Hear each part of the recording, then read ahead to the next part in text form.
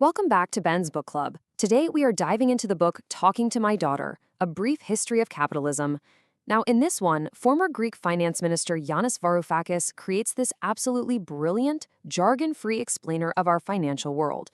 Because, let's be honest, economics is usually treated as this super dry, impenetrable science that's strictly reserved for academics, right? But here, he frames it as a thrilling, centuries-long conversation about power, society, and history. It's a book that completely flips how we understand the economy. Okay, let's dive right into this by starting with the very anchor of the whole book. It all begins with this simple but incredibly profound question asked by Varoufakis' teenage daughter, Xenia. She essentially asks him, why is there so much inequality in the world?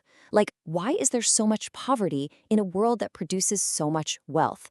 And what's great is, instead of handing her some boring spreadsheet filled with GDP charts or talking about interest rates, he answers her by unpacking how our modern system actually operates on a fundamental level. He leans into these really engaging stories. He compares bankers to the Minotaur or big tech to the Matrix, all to explain concepts that are usually hiding behind layers of complex economic jargon.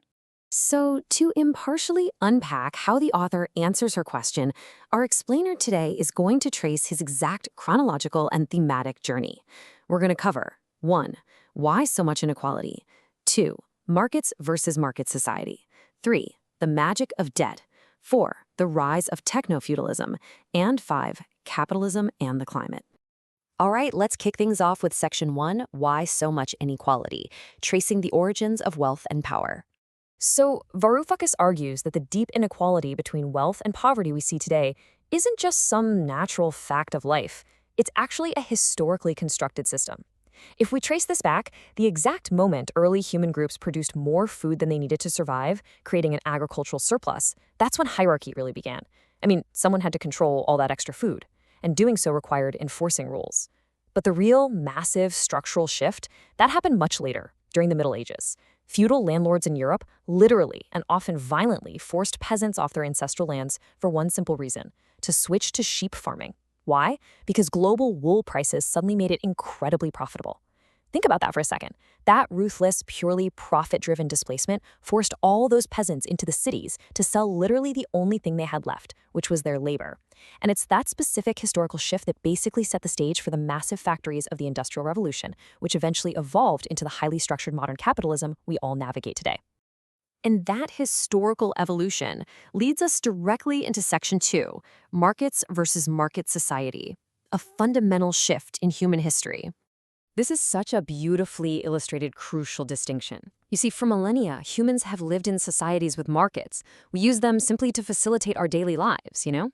You traded your extra grain for a neighbor's goat, and, well, that was that. But Varoufakis points out that a market society is a radically new invention. It's a world where our daily lives are totally dictated by the whims of the market. And the foundational elements of human existence, stuff like our own human labor, the land we actually live on, and even money itself, are completely transformed into commodities. A commodity is just something that can be bought and sold. So in a market society, absolutely everything gets a price tag. To really drive this home, he uses this incredibly powerful analogy. Capitalism basically thrives by prioritizing exchange value over experiential value. Experiential value is totally intrinsic. Think about it. You just can't put a price tag on the joy of a home-cooked meal, right? Or the laughter of a friend, or the peace you feel watching a beautiful sunset. But exchange value? That is purely about what the market is willing to pay. It's valuing the chopped timber way more than the beauty of the living forest. Varoufakis argues that as market societies grow, they systematically erode that experiential value. They condition us and reshape our culture so much that we start to only recognize the worth of things based entirely on what they can be sold for. Which brings us right into Section 3, the magic of debt. How capitalism flipped the script. So in the traditional, pre-capitalist view of the world, building wealth followed a very logical, intuitive sequence. First, you work, then you earn, you save, and eventually, maybe, you invest those savings. You literally perform the labor first, you put away the extra, and only when you have enough do you try to build something new. Actually, it's pretty much exactly how most of us are taught to handle our own personal finances today, right? But here's where it gets wild. Notice how the capitalist engine completely flipped this sequence on its head? Today, debt comes first. During the Industrial Revolution, entrepreneurs needed massive amounts of upfront capital to build their factories, money they literally just didn't have. So what did they do? They borrowed.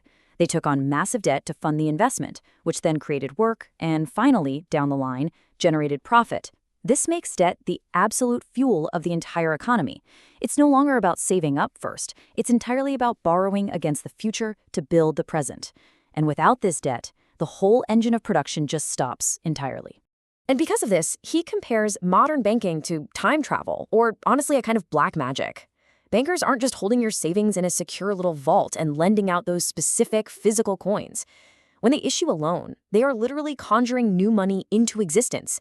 They pull future value right into the present, just hoping that the future labor of the borrower is actually going to pay it back. Now, it's a remarkably powerful tool for rapid innovation, for sure. But because it relies entirely on future promises coming true, it makes our whole economic system incredibly fragile. It's what makes us so prone to devastating recurring crises, exactly like the massive global crash we all saw back in 2008. As we look at how this very system is evolving today, we hit Section 4, the rise of techno-feudalism, the future of the haunted machine. Varoufakis poses this deeply provocative thesis for our modern era. He calls it techno-feudalism. He basically suggests that we are moving into a darker era where massive tech giants act way less like traditional market competitors and much more like feudal lords. Remember the Matrix analogy? We are the ones generating the wealth for the machines.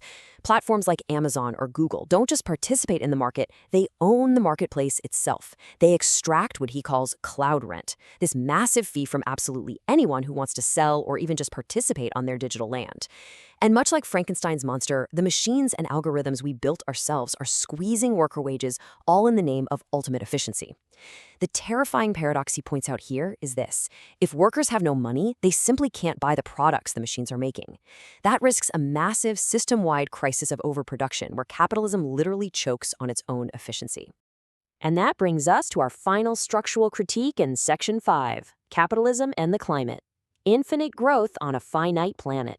This circles right back to that core distinction of value we talked about earlier. As Varoufakis states, the moment a forest is valued only for the timber it can provide, its experiential value is murdered by exchange value. Because the market is systematically programmed to only recognize the exchange value of extracted resources, it is completely, utterly blind to the experiential value of a stable, surviving planet. The economic engine we've built demands infinite compounding growth just to service that massive mountain of debt fueling it. But we live on a finite planet.